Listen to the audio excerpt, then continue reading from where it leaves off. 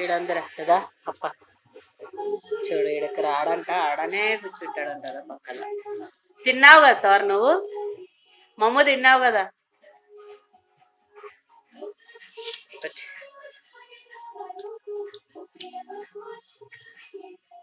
ఆయనకి ఏంటున్నా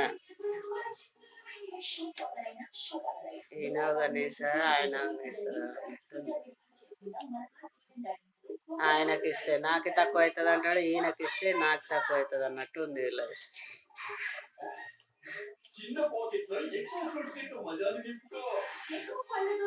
అయిపోయిందా ఈడది తీసుకుపోలే చూడండి, చేతికి ఇస్తేనే తీసుకున్నాడు ఆయన.